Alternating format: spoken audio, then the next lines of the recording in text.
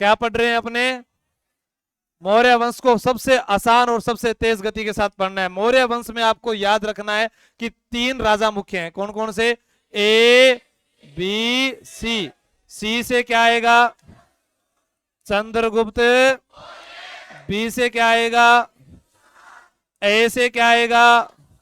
ऐसे क्या आएगा? अगर आपको चंद्रगुप्त पढ़ना है तो क्या बोलोगे?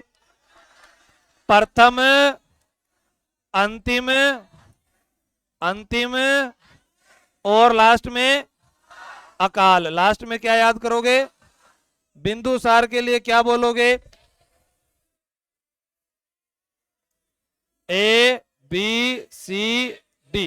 क्या बोलोगे? ज्यादा ही होशियार हो गया थे। ठीक है। ऐसे कहां का गवर्नर था? ऐसे कौन सा वर्ष है? 8वें वर्ष में कैसे कहां पर आक्रमण? कलिंग कहां पर है? यहां का राजा नंदराज। राजा। फिर मैंने आपको बताया अवंती 8वां, ये बात होगी। फिर अपने ऐसे लिखते हैं तीसरा। अशोक लिखते हैं तो वैसे लिखते हैं, याद आ जाएगा। तीसरी बौद्ध संगति। तीसरी बौद्ध संगीति। फिर आपको ऐसे ही लिखोगे तो याद आएगा उपगुप्त। उपगुप्त ने कौन सा धर्म अपनवा दिया? दादा ने कौन सा धर्म अपनाया? पोते ने कौन सा अपनाया? यानी चंद्रगुप्त मौर्य कौन सा धर्म है? अंतिम समय कहां पर? श्रवण बेलगोला कर्नाटक। श्रवण बेलगोला प्रथम। प्रथम क्या बोला?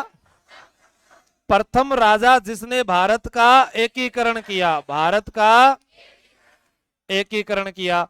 प्रथम राजा जिसने प्रथम अंतरराष्ट्रीय विवाह।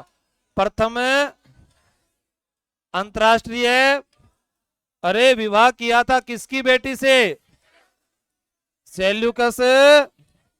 और कहा था कि 3-5 मत कर, तेरी छोरी सु ब्याह कर लूंगो।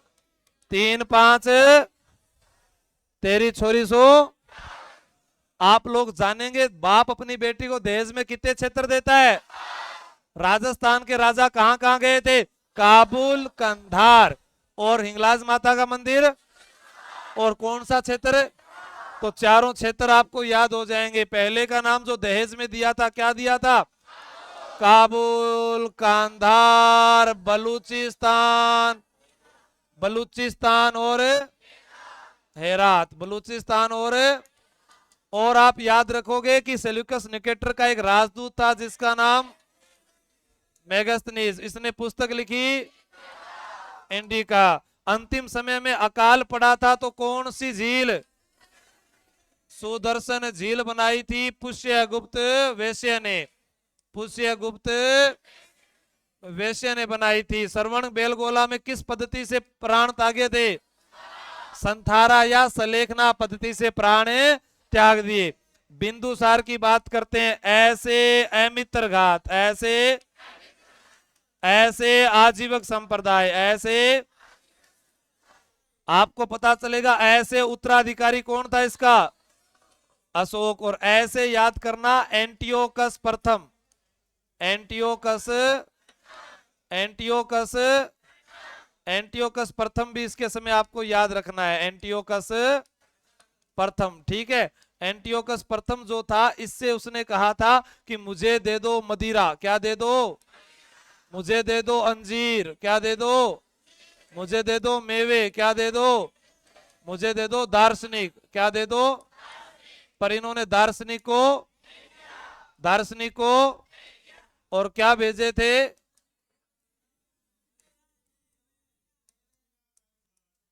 दार्शनिक। दार्शनिक सही है। ठीक है। दार्शनिक जो है वो नहीं भेजा था, ये दोनों भेज दिए थे।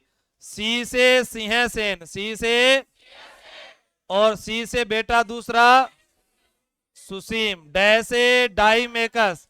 मेगस्थनीज के बाद दूसरा राजदूत आया डाईमेकस। डी से डायनोसिस। डी से ये भी था। बी से बकरी के गर्भ से जन्मा। बकरी के भारत का पहला सिजेरियन शासक कौन है? बिंदुसार। और याद करोगे अशोक का राजस्थान में कौन सा शिलालेख? बाबरू। बाबरू शिलालेख किस सभ्यता में? बेराठ। बाबरू शिलालेख की खोज किसने की? Captain but. कैप्टन। बाबरू शिलालेख किस लिपि में है? ब्राह्मी लिपि। किस लिपि में है? अशोक को कहां का राजा बताया गया? मगध का। कलिंग पर आक्रमण कब हुआ था? 261 ईसा पूर्व। राज्याभिषेक 269 ईसा पूर्व। यहां पर याद रखना बाबरू शिलालेख में बुद्ध धम्म संघ लिखा है।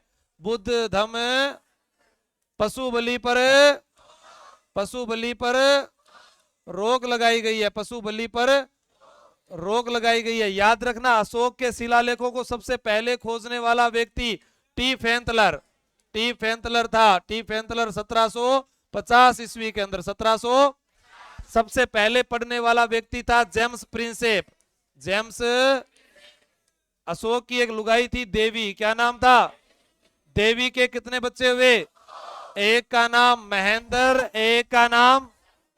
दोनों को कहां भेजा? श्रीलंका। राजा का नाम 30। अशोक 10वें वर्ष बोध गया 10वें वर्ष। 20वें वर्ष लुम्बिनी गया। 20वें वर्ष बौद्ध धर्म को अपनाता है। बौद्ध धर्म को। कलिंग हाथियों के लिए प्रसिद्ध है। कलिंग।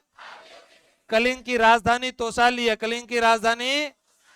चंद्रगुप्त मौर्य को खरीदने वाला गुरुजी कौन था? चाणक्य ने कितने सिक्कों में खरीदा?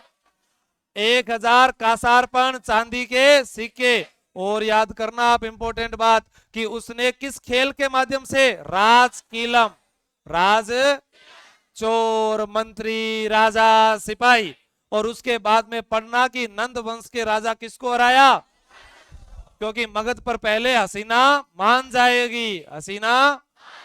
हर्यक वंश, शिशुनाग वंश, नंद वंश, मौर्य वंश। ऐसे आपको याद करना है। तो ये पढ़ लोगे? बोलो आज के आनंद की